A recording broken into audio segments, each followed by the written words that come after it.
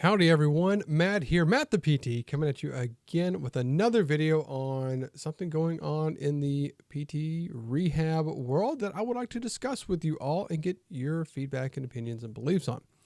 But first and foremost, I'd like to thank everyone who has subscribed to the channel. Thank you so much who have liked the videos. Thank you for taking your time out of the day to watch the videos that I have created and to do this. Thank you so much. And if you enjoy this video, please hit that like button, hit that thumbs up. And of course, consider subscribing to the channel to keep up with all this content and to help grow it so more people can engage with it, to let, of course, more people know about what is going on in the world of physical therapy. The thing I want to talk about is something that kind of plays upon something I've noticed years ago. I've talked with other colleagues about, and we've gotten some varying opinions and beliefs and things like that. So I want to talk to you all about that. Now, this stems from a post somebody made that they said in there, do you believe that a physical therapist needs to be physically fit to charge $250 to $400+ a session? That was the comment. And there was a lot of comments after. Some people for, some people against, a lot of people asking questions. And the person was being very respectful to everyone that was answering. And then really, I believe was stimulating a discussion. But I do want to carry that more forth to everyone else to see what, again, more people believe. And I'll share what I believe with them. So starting off with the first part of it. So do physical therapists need to be fit?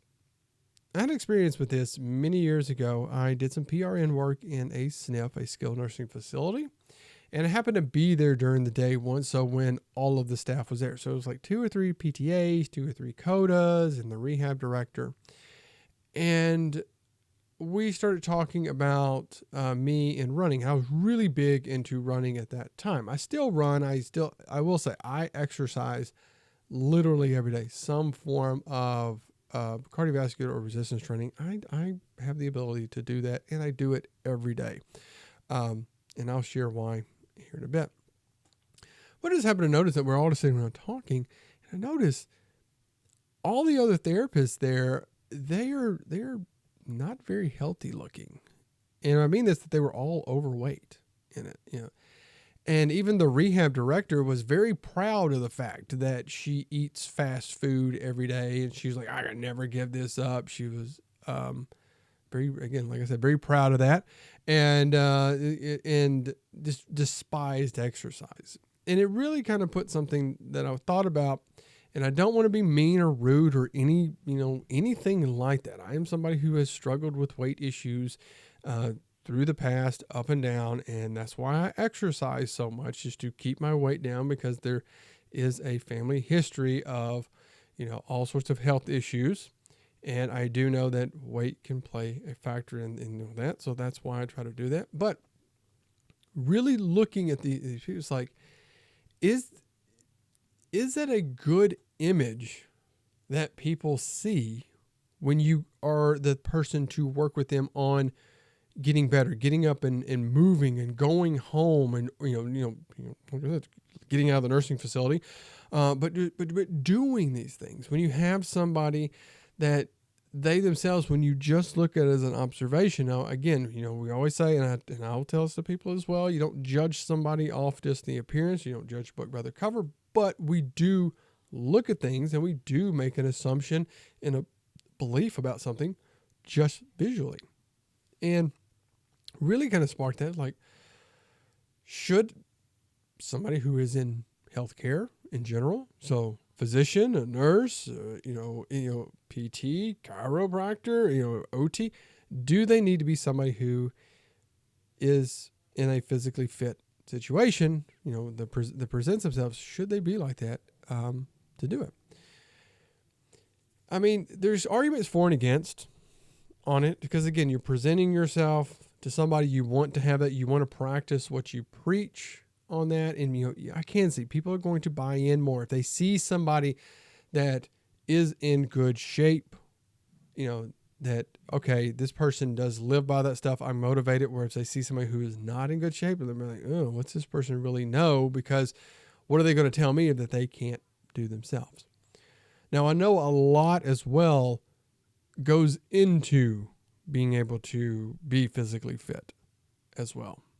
You know, one, to be physically, to do any of that, you got to have time. Time, I think, is probably the biggest factor of it. And I know people say, oh, you just got to exercise 30 minutes a day. Well, it's not like it's exactly 30 minutes. And I think that's a misconception. So it's not like, oh, 5 o'clock, boom, I go run. And then at 5:30, boom, I'm done. No, you got a little time before 5 o'clock and you got a little time after 5 o'clock that, you got that transition period on there. Or like if you're going to the gym, you got that, that time that you're getting ready to go and going and then doing that and then coming home. And so there is a time factor. And I can understand that can be very hard for people. You're trying to work.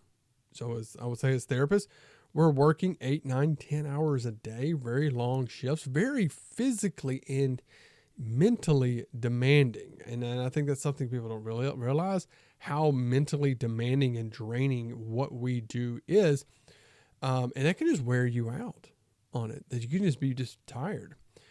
And then think if you have a family, you want to spend time with your spouse, your partner, whomever.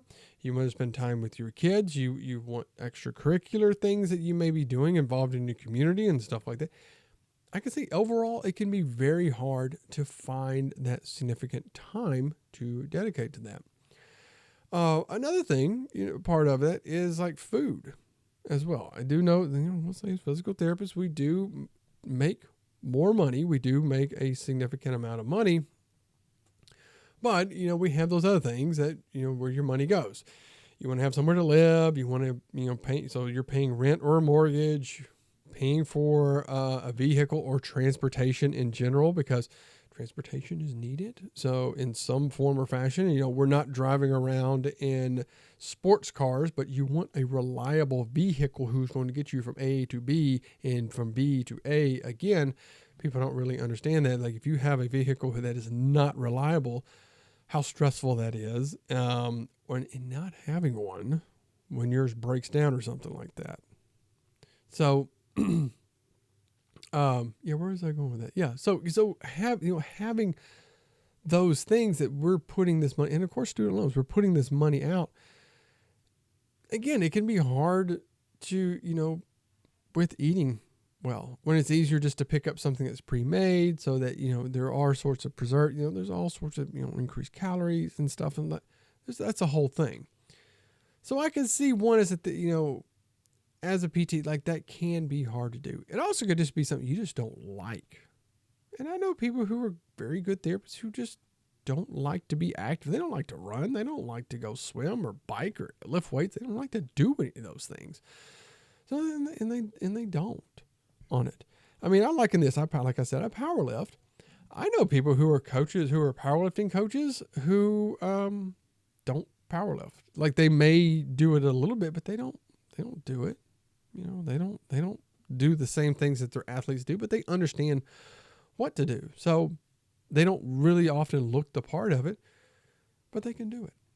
Now, I think there's another thing that we can apply over to that as well, kind of, again, the presentation. If we look at like personal trainers, and this is a thing that somebody had pointed out with personal trainers, and I thought was very interesting, that there are percentages of personal trainers that are just someone who has always been fit. One, like maybe they're just genetically gifted. They just have very good genetics. And if you ever look at like bodybuilders, they will talk about genes play a huge factor in how they've done in their career. But there's a genetic component. There can be a component like you've had access to, like, again, a gym or somewhere to exercise, into proper nutrition, and to, that they have been given that luxury to do those things. And so they're like, well, I really like exercising and doing that, and I'm fit, so why don't I just be a personal trainer? But here's where comes in an issue, is that they don't understand what clients may be going through.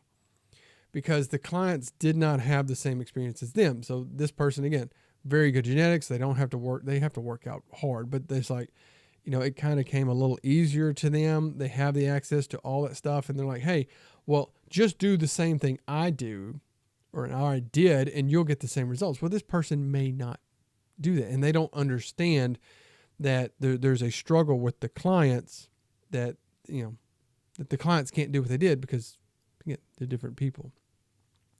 Or there's the anabolic issue that, where we live now, that's the big thing. Are you natty or not? And that people can just be not natty, not natural, and they can look a certain way, and they're like, oh, yeah, and they just use that to kind of present themselves out to say, oh, yes, then, I can do that.